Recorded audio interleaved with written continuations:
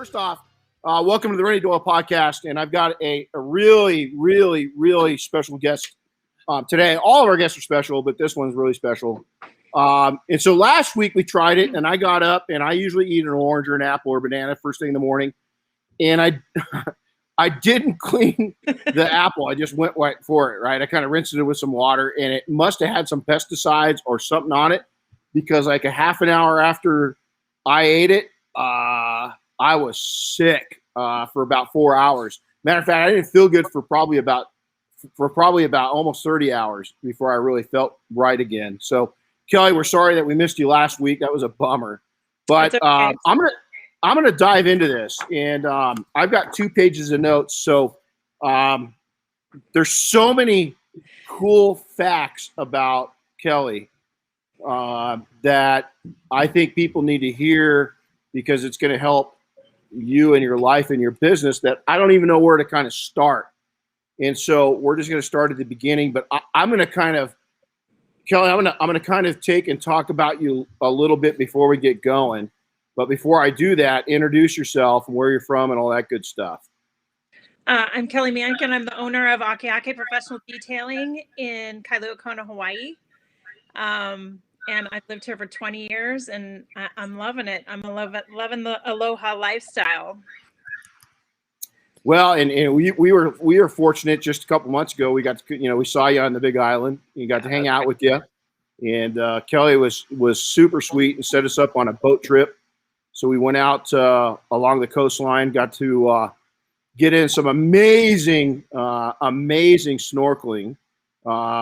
It was, we thought where we were and where snorkeling was cool, and where Kelly got us was even cooler. But let me brag about Kelly for a second. First off, Kelly's struggle is real, and so I really want you guys everybody to tune in right now, because I think that a lot of us portray this life of perfection, and we're killing it, we're grinding, and we're happy, and Kelly's had to get happiness. She's had to gain happiness. She's had struggles in her life that are very real. She's had to build a business. We're going to get into that. She's expanding with a good friend of ours, Steve Hampton. Kelly's taken and had personal struggles in her life. Kelly's had professional struggles in her life, and we all do. But most of us fake our way through it, acting like we don't. Kelly takes and stands up, and this is where I get a little emotional. What Kelly does for people is the deposit she's putting back into people, realizing her own struggles and what other people and women could be facing, and how she puts back into them is as impressive as what.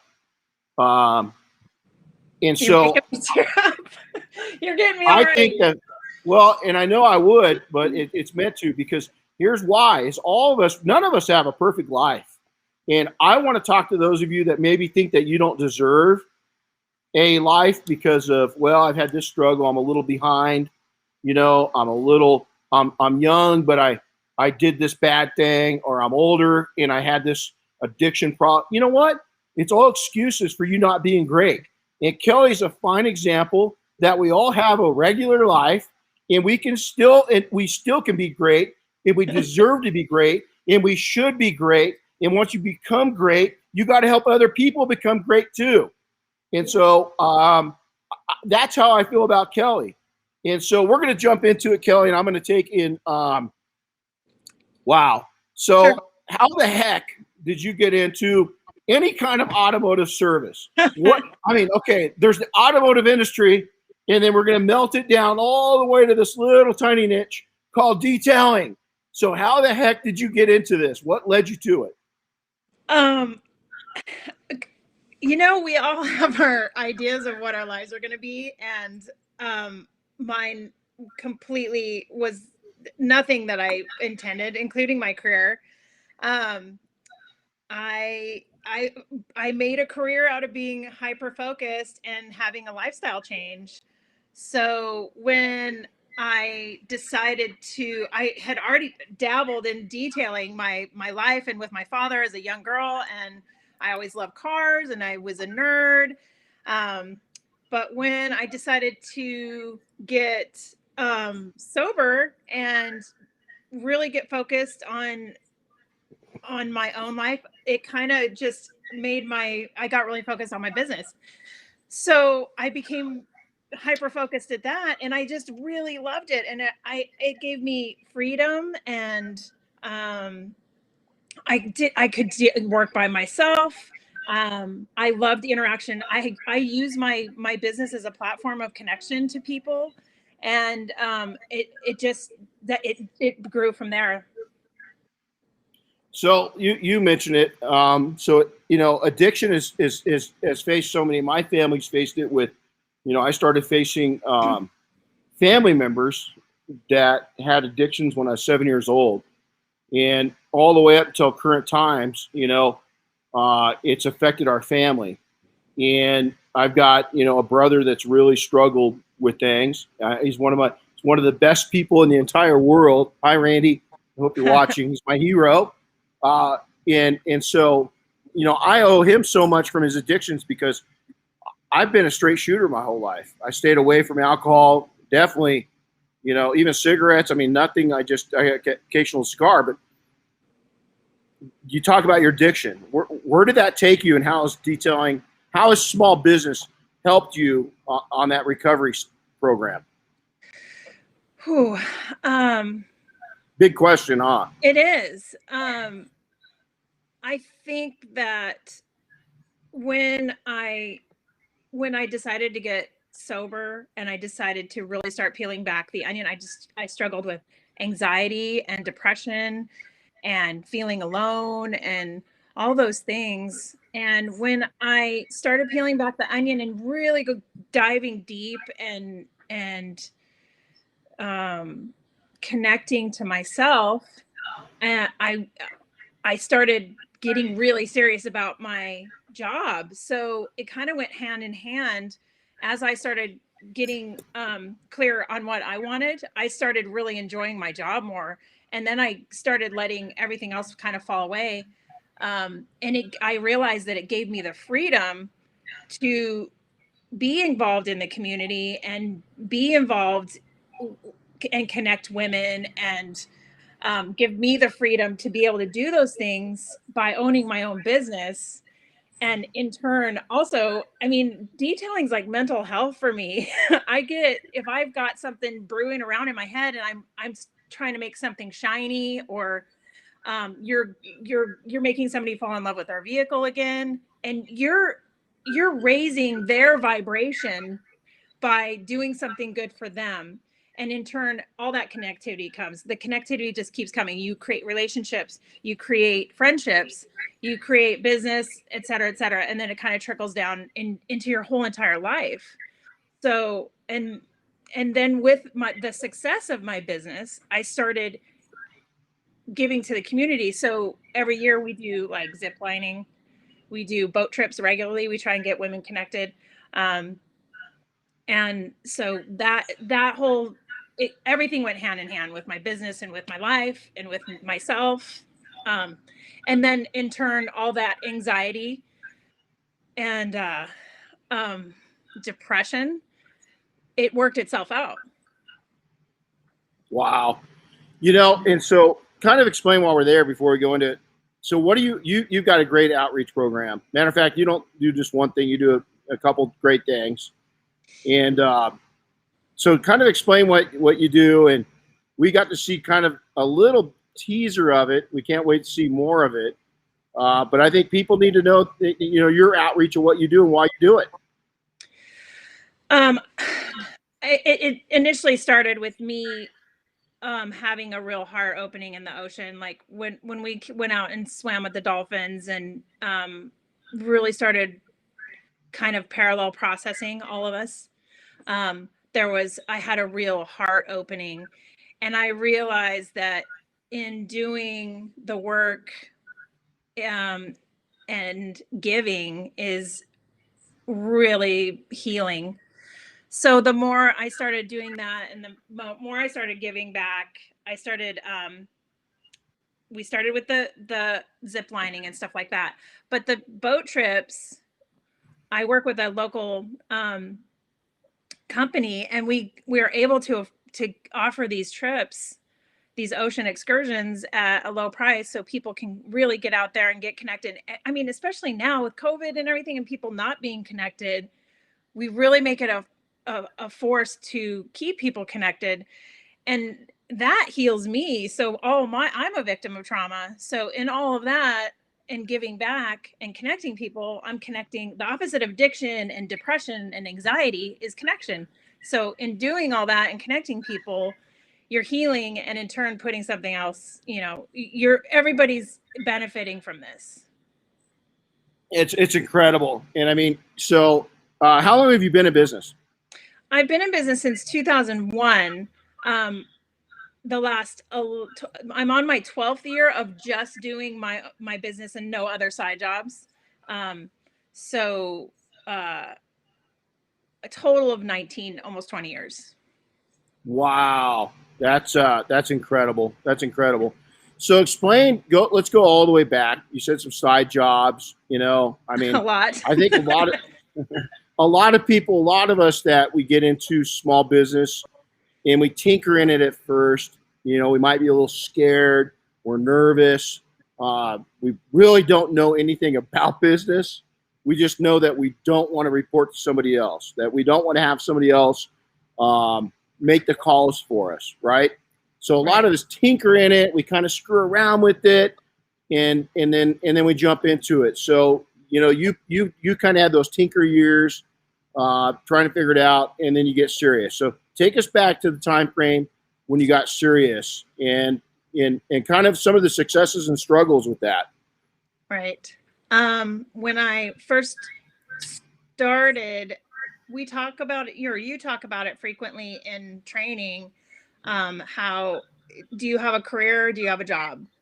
So at first I created a job for myself because it was 2008 when everything was kind of crashed. I was working, side jobs. I started working for somebody else, in fact, and then people started recognizing my work, and then I went mobile. Um, that was like in 2005, 6. And then I got this shack on the side of the road, like right through the middle of town, Elite Drive, right off the ocean. Just a shack with, 4 poles and a tarp. And I started, that was my first, fixed location. But I was still doing it on the side then. But once I started getting clear and sober, I moved my shop to the Kona Brewing Company, and I moved into my first shop. So the struggle between that location and then moving into a professional shop, like it was just like I created a job for myself. When I started moving into like doing larger jobs, I was doing dealership work. That's kind of when I started considering taking it to the next level. And but I made so many mistakes. I just didn't know what I was doing at all. I had no idea. I mean, the struggle was real. I really struggled with money. I didn't know how to set myself up properly. I was terrible at business. I didn't know how to ask for help. And I think the key in all of that transition, if I would have known now or then what I know now, I would have definitely asked for help more. And the stuff that I'm not good at, or I don't like, the things that I love and I'm connected with, I do well at. And that's what I know now, that staying in that vein is what creates success. But then I was trying to do everything myself, and I was wearing all these hats, and I wasn't profitable. I wasn't doing things right. And it was just a job. So once I started really asking for help and like getting a good accountant, getting above the board, I started all that, like paying people under the table and not paying my taxes. If in retrospect, I wish I would have known more than to build a better foundation from the start and work up.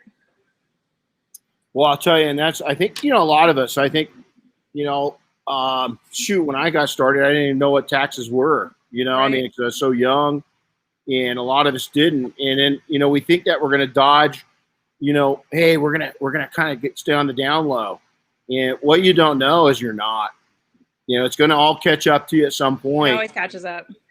And here's the point too, is that the younger you are, the quicker that you can start making investments, the quicker that you can start buying things that are real instead of consumer-based, items, the better off you are. Even if you're part-time and you're just getting this thing going, treat it legitimately. I hear that so many times, and you and I have talked about that nonstop. So let's talk about some fun stuff. All right. So we're over on the Big Island, just a couple months ago, and we get to see you, and it was so awesome to see you in your environment, and to see your life, and to see your shop, and just to see the love that you've got for the islands. But here's here's this little girl.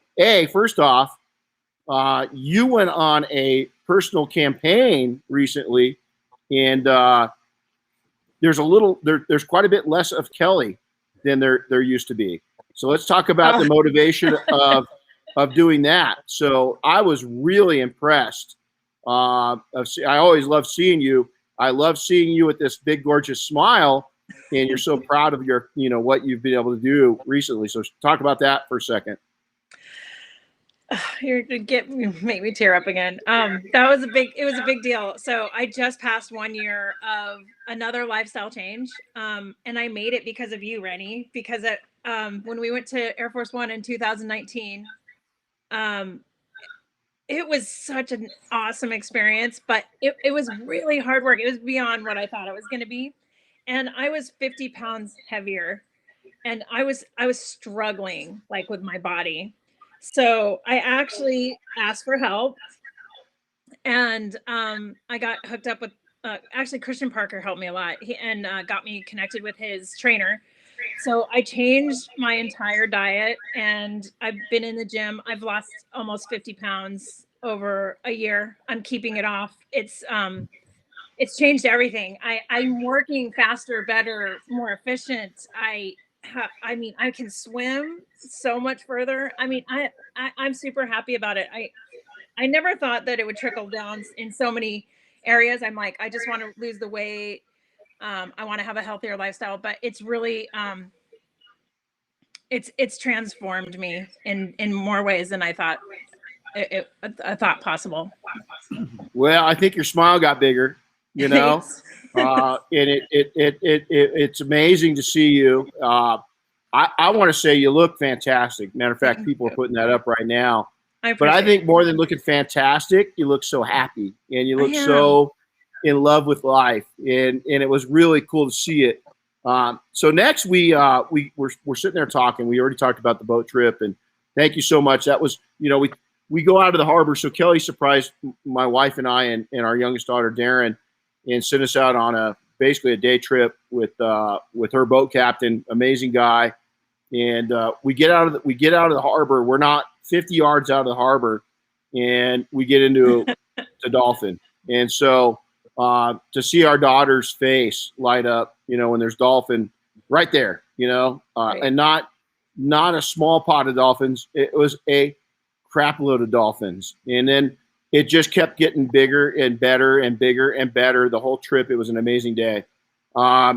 We get to see, you bought a new set of wheels, gorgeous Dodge truck. There's this little girl comes pulling up in this big old full size Dodge truck. Now, this is the reason why I mention this is because you took an investment and turned it into a business opportunity, because that's what you're doing a lot of the quick turn stuff with the aircraft. And so I love that you're tying it in. And again, so many people, when they invest, they look at, again, I've mentioned it many ways, is that I've been such a poor guy most of my life, where I think like a poor guy because I was poor. Right. And I buy dumb shit that doesn't, it's an expense, it's not an asset, So you've turned this, what most of us would look at as an expense, into an asset, where that brand new truck actually makes you money. So how cool is that? Yeah, it's great. And I changed my mind on that like a while ago, exactly what you're saying. I didn't put a lot of money. I bought my cars outright. I didn't put a lot of money into my cars. But as my business grows, I think that you have to have that representation of what is your company representing? What are you looking like? How are you putting yourself out there? And with that truck, I mean, I was nervous about buying that truck, but I use every inch of that truck for my business. Like I can load Every that inch. thing up, every Yep. inch, and so a really good investment, and I get return on it just from advertising. Yeah, and it's impressive too because it's so clean and the way you've got it set up, and there's no cab on the back of it. You're utilizing the flip up toolboxes. You're utilizing the crew cab, and so it's nothing fancy. It's the fact It's that you made simple. an investment. Yeah, it's the fact that you made an investment in a nice truck, and instead of it just being, it's transportation, it's everything else. It's also part of your branding, and it's a tool. You've absolutely Right. used it as a tool, and so I think it's impressive. So now let's talk about, even since we were on the island with you, is that you've got a new shop there on the Big Island that's going to happen here. What, next month? Well, I think everything's off a little bit because of COVID. We're having problems with the permitting. I'm not the I think the main building is. So it's being built. It's almost, the building itself is almost complete. I'm looking to start my building hopefully in March. Oh, So, right, and it's right, really right on. exciting. I mean, I get to buy, I get to build my dream shop, and it's something that I never thought it would be happening, and all the circumstances presented themselves and everything fell into line. I feel like I'm just in the zone right now. I'm so blessed, and I'm so grateful. I'm grateful for the support I have in my life and the people I have in my life, and the community I work in is very supportive. So, I'm just very really grateful for how everything's No, falling in line with that. well, and it shows in your life. You've got a great partner. You've got great friends, and you've earned it. You've went out. You've worked hard for those things. And I think that when people hear the successes that are online, right, that are listening and watching, is don't forget how hard Kelly's worked for all this. So let's go back. I'm going to get in your mind because Sure. so your attitude now is that I can do it. Was there ever a time that you were telling yourself I can't do it and you didn't do it? Yeah. I mean, there was several times I quit. I almost quit. I actually we had a hurricane. It was when I had right before I moved into my shop. We had a hurricane, and my structure got destroyed. I mean, flattened. It was flattened. Hmm. And I was just so down, and I was like, I'm done. I don't want to do this anymore. I folded it up. I got somebody, I hired one client to take care of my regulars, just like my regular maintenance washes and stuff. And I went to the mainland. And I went to the mainland for like 4 months. This was back in 2012. So not that long ago, really. But I was depressed, and I had anxiety, and I had to like do a complete reset, and it started with me. Like there wasn't something wrong with my business, there was something wrong with me.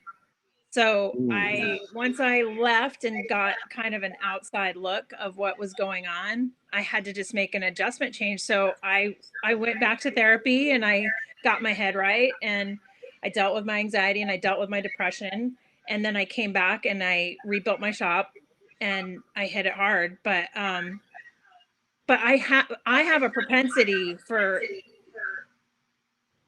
depression and anxiety. So the more you get familiar with yourself, and those signals of, hey, I'm having anxiety before it gets out of control. Once you get a handle on those things, you can be preventative so it doesn't trickle down to things like your business, and start affecting all areas of your life. So it comes with just, experience. I'm glad I experienced those things. They were horrible and hard, but if we hadn't, if we don't make mistakes, we're not gonna grow. So No. some of the hardest failures have become my greatest successes. Well, and I'll tell you, there's going to be people that are listening right now that let's own this. Is that I've been doing search and rescue for 30 plus years. I've been in business. It's almost hard to believe, for almost 40 years. Military.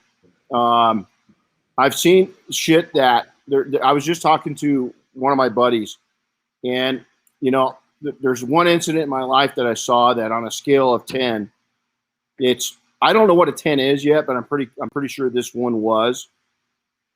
Anybody that thinks of what Kelly's talking about, if you are struggling right now, business stresses you out if you let it. Usually nothing's wrong with your business, it's wrong with you. Kelly, you just nailed that. The other thing is that life can stress you out.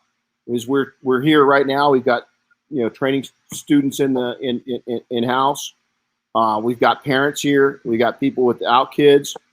Raising kids can stress you out. Being in a relationship can stress you out. COVID's stressing us out. Is all these things that we see and deal with. Don't be ashamed of going and talking with somebody, because it's not a sign of weakness. It's a sign of strength.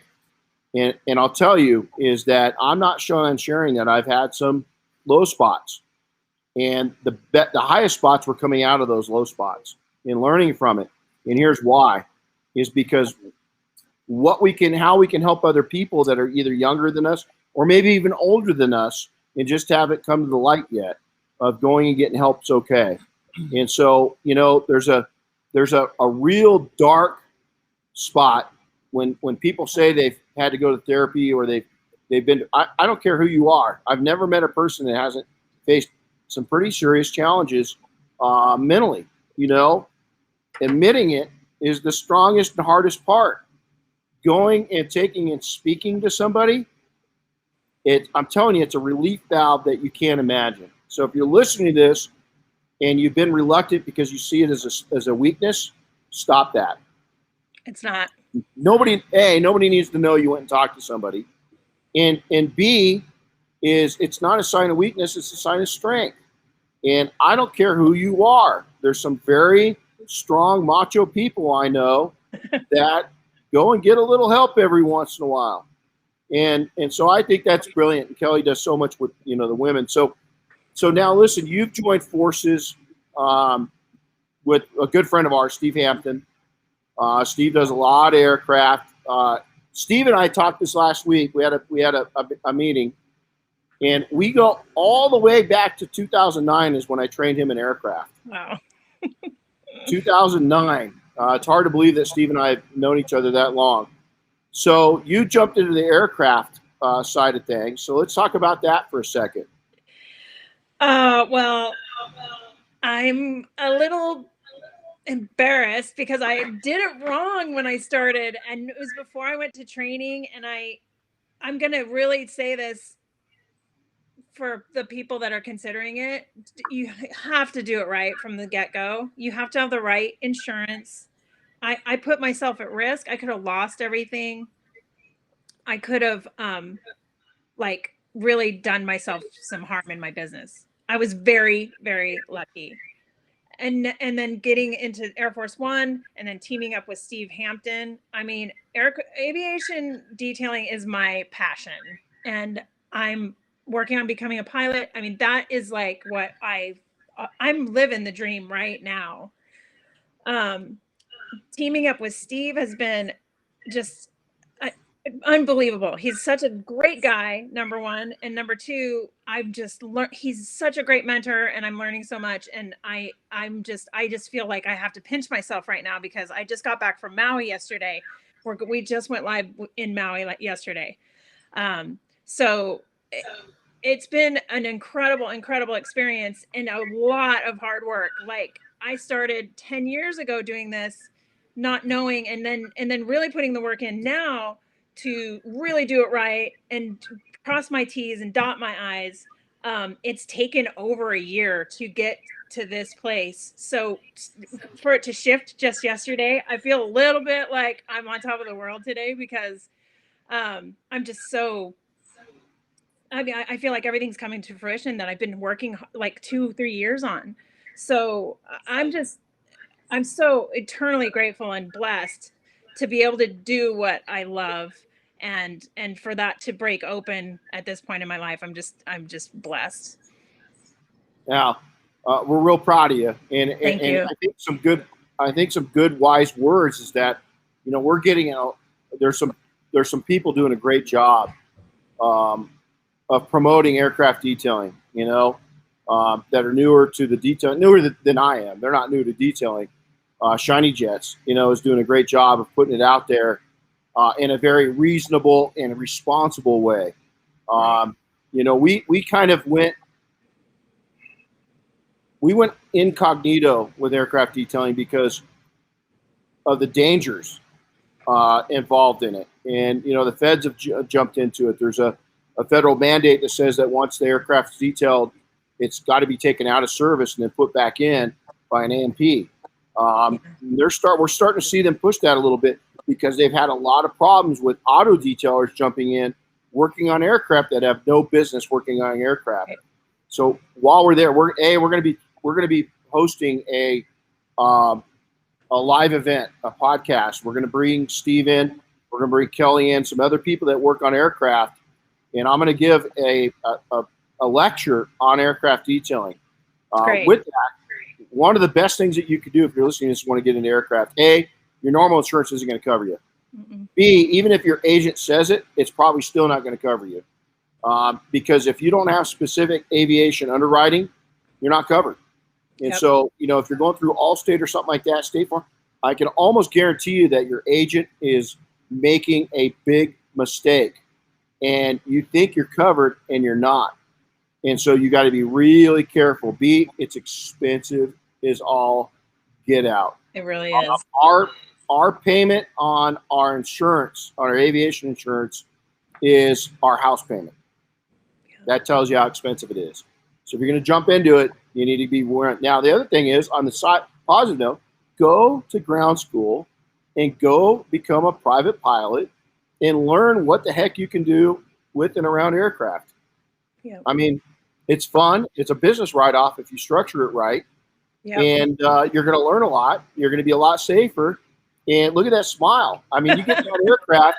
And you don't have to fly a ton. You could be a student pilot and take forever. That's what I've done is take forever to become a pilot when you grow up, and so don't be afraid of that. So next question, this is a big one, is, our industry is filled with a lot of testosterone, a tremendous amount of testosterone. So how's it been? How, as a female in our industry, are you seeing, we've got Robin here, another female, and I've related her to you and to we've got powerful women in this industry. We really do. And we've got powerful women in our group. So you've been in it long enough to see transitions. From a woman's perspective, give it to me.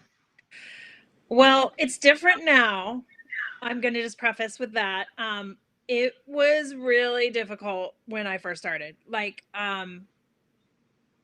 there was a lot of like, you're a girl, you don't know what you're talking about, or how could you possibly know more about paint than I do? And yeah, I mean, it was a struggle, and maybe even more so because I don't know, the island was hard in my early years. Like, I would say, early 2000s. I think it started shifting probably 2009, 2010. I still get a little flack once in a while, but for the most part, the industry has shifted because there are so many women now. I think before it was more of a proving, like I had to prove myself more, but now that I just think it's changed to the point of if you're a good detailer, you're a good detailer. It doesn't matter if you're a man or a woman. And I feel that, especially within our group, I don't want to be a badass female detailer. I want to just be a badass detailer. Um, Amen. You want to be an entrepreneur. I do. There's a big difference. I tell people that this is the industry. I've never seen an industry that a lot of the males get up every day and take a Viagra, an ego Viagra. They do some serious Johnson measuring. Seriously. They're constantly going up against each other and roostering and posturing, and it's like watching a cockfight. I mean, these guys and it's just like, calm the hell down and go make some money. They go at it. I feel like they're worse than the women because they get. Oh my God, they are. And they're like, and then it just goes. And so you guys need to learn a lesson from the females. And here's the deal: is females are more trustworthy now, is because of the egos and because of what some of you guys put up online, is that you're making a fool out of yourself. Stop it. Stop it. Now, with that, I'm gonna talk about a very sensitive subject, and that's our female counterparts in the industry. Not many, but there are that are TNA based detailers that they're showing off, and they're showing off, and that's their success. Now, if you're beautiful, and you can get attraction. I'm beautiful. I know how it is to track things. You look great in a bikini laying out on your car. And so. Here's the deal: is that if you can attract people, naturally, attraction is a big part of it. But there's no reason to reduce our industry by being, And so, what's your message to the females out there? What would you? To Robin's here, she's like you. She's a beautiful, smart, intelligent detailer. What would your message be to the other to your counterparts in the industry, the female counterparts in the industry? I'd say just be confident and strong and empowered. I think being empowered is the key. I think looking to our strengths and as women and getting away from all those, exterior attractions, do what lights you up, because if you're doing what lights you up and that empowers you, and then you're putting light into the world and you're getting light back. So I say just be confident, be empowered, and just be yourself. You don't need anything but yourself. Good words. And let me tell you, the opposite's true too. If you're a young female or male and you're attractive, man, flaunt that. Just don't, there's no reason to be, all defining. You don't need to be all defined by what that is. Like, be known for what's inside and what you do and how you are as a person. And not that all that doesn't help with image. I'm saying it does. Yes, of course it does. But don't let it define you. You don't have to be defined by that. No. I think there's some attractive female detailers that are killing it, and they're classy as hell, and they're attractive as hell. And there's some males that are the same way. They're young, they're buff. Yep. Justin Lobato, look at him. He's all tattooed up, and he's beautiful. He's in great shape, and he's nice to look at. I mean, we got Jeremy in Hawaii, firefighter, Hawaiian. He's all sexified, and there's no reason of being who you are, right? Yeah. But on the same token, is there's a point of no return to where you take it too far. And I love the fact that we're seeing females that are young and aggressive, and they're entrepreneurs, and they're sexy, and they're cute, they're beautiful, and they're using 360 degrees of what they got. Right. But they're keeping it really classy. Really. Hey, there's females in this industry that use just a perfect balance. And when I'm on Instagram and I'm going through, and if they post something, I make sure to stop by. Of course. Yes. Because I like watching what they're doing. and I'm not gay or nothing, and it'd be okay if I was. But if Jeremy, I think you are Jeremy, a little bit. But hey, if Jeremy or Justin are popping stuff, there's other young guys in the industry that, let's face it, they're attractive and they look good doing what they're doing. More power to them. You know what I'm saying? But then you got people like me that are older now, and I'm just who I am, dude. And I don't care. You know what I'm saying? I am who I am, and I'm proud of it. So don't worry about that. If you're not, if you're not that way, you don't need to be that way. If you're not, a centerfold, male or female, you don't need to be a centerfold. Nope. Look at some of the most popular reality programs right now. And I don't watch TV. I really don't watch. You know what we're hooked to? The program Survivor. We love. I actually Diane, love Survivor too. I love Survivor. Yeah, but you look at some of the personalities that are out there right now, and they're not all glamour. A lot of them are just real. You know what I'm saying? They're real. An instance, a guy that's perfectly imperfect is Dog the Bounty Hunter. Yes. Not a past. Really? He's older. He's attractive. He's kept good. He's kept good care of himself. I mean, he's lived a real life. He lost his wife. Terrible. And he did. He served time for making a mistake. I think that's a guy that isn't the perfect supermodel, and he's not super young, but he's killed it. You know what I'm saying? Love him or hate him, he's killed it. Image. He's got an image. It's an image. He does. He's got a brand. He does. Yep. I often wonder how I'd look if I put those hair extensions in. Is that I think I need to. I mean, I've seen you with those. Yeah, I think I need to do some Dog the Bounty Hunter sunglasses and yeah, there you go. So hey, let's talk just for a second, and we're going to get going on to the last couple subjects. Is that your outreach? Okay, you do this. It's kind of explain a little. We talked about it a little bit, but how important is it? So many people look at what we can pull out of our communities, and they pull, and they don't put any deposits back in. Hey, it's great to pull out. You're an entrepreneur. You want to take money. Not only do I want to get into the right pocket, I want to try to get into their left pocket, and then I want to try to get in their back pocket too, if I can.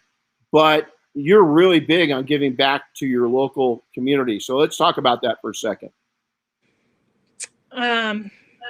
I'm pretty dedicated to women. I mean, being that we don't have a lot of monetary or support to do these programs. I try and get at least once or twice a year a larger event where women can come and they don't have to pay for it. Like we do the zip lining.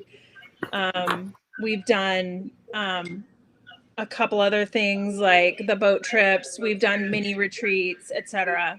And then just in general, like I will like give details to like moms or single moms or women that just need a little boost and help it, like a cleanup in their car and whatnot. So I feel it's important to give back to your community because there's so much triggering that happens. And I'm more like into shining light into the community and bringing people together. It's really hard, especially here. We had so much closed down. People are losing their businesses. So even more so now, we're doing boat trips. I'm doing boat trips every 2 weeks with our small women's community, just because we are trying to stay connected and trying to keep our heads above water, and all of us, because it's a hard time right now. So whatever I can do to put the ripple of like flattening that trigger and negativity, I want to put a ripple of positivity into the community, because it does. You affect one or two people and it trickles down, is what I believe. It's a cascade. It really is. And we've seen it when we're, I don't think a lot of people, if you haven't been to Hawaii, you got to look at Hawaii. The industry is tourism. And so 2020 was really difficult on the people of Hawaii. And that's why we went, is because we love Hawaii. I consider it my second home, the mountains and the ocean. And I think that our main reason was, we needed to escape. And thank God we have the means to go get an escape, because a lot of people, even right now, they're watching this, haven't had an escape. Mm-mm. And as small business owners, is make sure to support not only your home community, but if you've got a second home that you like to go to, get back there as soon as you can. Because wherever that is, it might be the Colorado River, it might be a ski town, it might be Big Bear. I'm going to encourage you right now, if you're coming to Big Bear, don't. We've got enough people. Stay away. It's too crowded right now. Go to Hawaii. But and also for those that are looking at traveling to the islands, right now is probably the safest time ever. You've got to have a COVID test before you get on the airplane. Yeah, everybody on the airplane, they're it's tightening clean. it up too. They are really tightening it up. Yeah, and so it's a great time, and I just love it. And so with that, let's kind of round this out. Is that people that are newer right now and they've come into business, they're young to business, maybe not young in age, but young to business. And they faced the hardships of COVID and they're thinking of giving up. You really launched in a very difficult time too. I think a much more difficult time was 2008 through 2012, because we didn't have any of the support mechanisms that we had with this event. And so not to degrade the people that are going through hardships right now, but there's sources out there that can help you. And especially if you're running, it's encouragement to run. A lot of people found out that weren't running above the board. They couldn't get PPP because they didn't have anything to prove what they've been doing. But a word of encouragement. So you faced it 2009 and then 2012. What would be to those people that are really struggling right now? What would you tell them? Stick to it. Like you just have to make a decision. Once you make a decision, and you just kind of have to set your sights on something and go for it. You can't ever, you have setbacks, but you can't ever look back. You have to just keep trudging forward, even if it's hard. Even if I had to get another job for a while back then just to get through, but it wasn't even that long. I just did what I did to get through, put more money into my business so I could really build it. Just don't give up, and know your worth. Know your worth. That was that's the biggest thing that when I was starting out and I was trying, I just didn't know my worth and I didn't have the confidence. Stick-to-itiveness, confidence, and knowing your worth. You don't need to be cheap. No, you don't need to be cheap. Matter of fact, that's a race to the bottom. For those that are listening, right? It is. And here's the deal. If you're listening right now and you're new to business or you're newer to business, and matter of fact, I'm going to encourage you this. I never entered a market with a new shop. We owned a lot of shops. We sold our shops. We're very successful at starting shops, running shops, and then selling them. I was never below the most expensive person. I'm going to say that again. I always matched or was above the most expensive person in the market because I didn't want to attract anything other than that. And that was part of our success plan. Is if you're mobile and you think you need to be cheaper than the shops, no. Our mobile service is premium. It's the premium. It's the Rolex of services because you're coming to them. Matter of fact, your expenses with travel time can be more mobile, depending on where you're at. If you're in the Southern California market, or you're in Dallas, Texas, or Houston, or San Francisco, where the traffic's really bad, and it can take you an hour to go 17 miles, your expenses could be more than a fixed operation. True. And so don't think that you need to be cheap. Think that you need to be premium. And so I love that, Kelly. So Kelly, how do people reach out to you? How do they find you on Instagram, on Facebook? Both those. I'm on Instagram, Facebook. I'm on 74-5491 Coyote Street. I'm in Old Industrial across from Ace Hardware. I'm on akeakeprodetail.com. I'm on Instagram and Facebook. Cool. So now I got to ask this last question. The name of your company, what's it mean, and how'd you come up with it? Well, it's kind of funny because I'd had a few beers with my girlfriends, and they pushed me to. They're like, "You're good. Why don't you just stop working for other people and open your own business?" And so we'd had quite a few beers one night, and my Hawaiian friend was in her Hawaiian dictionary, and she came up with age age. She's like, it's got to be an A, and it's got to be, it's got to mean something. And so we thought it meant quick, ready, and helpful. And then I found out it's a bird, but it also means, this is the best part of all, because it really did work out. It means to preserve. So Oh, that's cool. it's really cool because that's how my business has morphed. I mean, the story of my name is kind of the story of my business. It went from just like out of the side off the side of the road to I'm going to preserve your vehicle. I'm going to restore your vehicle. I'm going to make you fall in love with your vehicle again. So yeah, it's kind of funny, the whole story of the name. And then at one point I was going to change it, but it's such a part of me and my story and even just my sobriety. It's all entangled in the embodiment of my business. So I'm holding tight to it. That's awesome.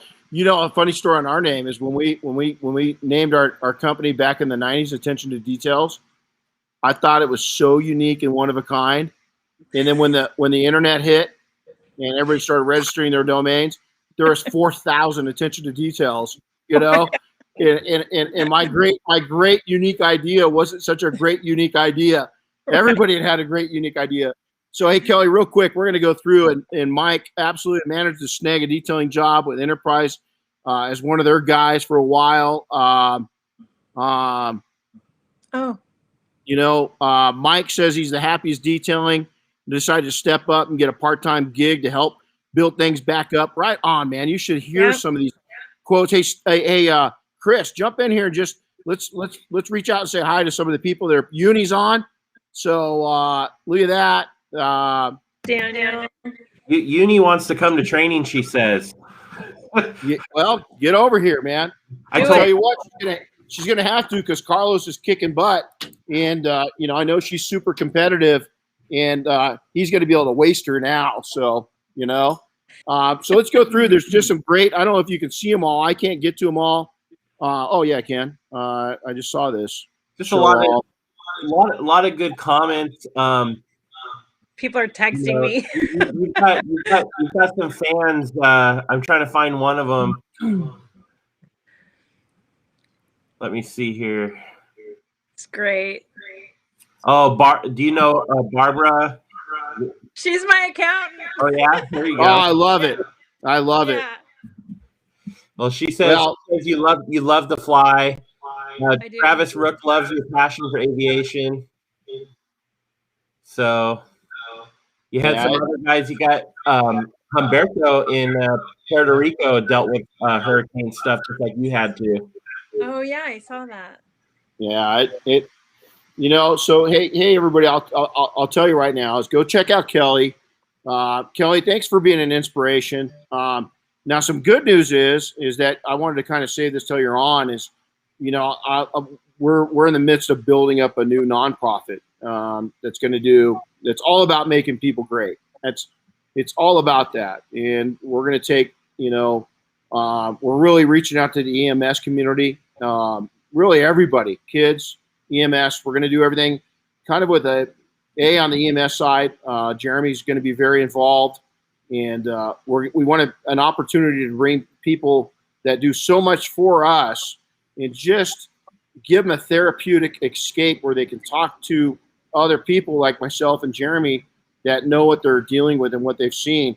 But we're also going to do an outreach to where we support dads and daughters, dads and sons, women. But we want to take and be a big contributor and help you guys out, that nonprofit, help your nonprofit out in making sure that you continue to serve the women of the islands and that you can take and continue to help people. So it might be a little part here, but it might be a little part of something, but we definitely want to jump in because we love your passion that you've got for it. So Thank you. So reach out to her. I mean, Kelly, it's been an honor, and I always love being around you and your energy. And thanks for coming on this morning. So Thanks for we're having going to me. get back to work because we got some students here that need to go work their booties off.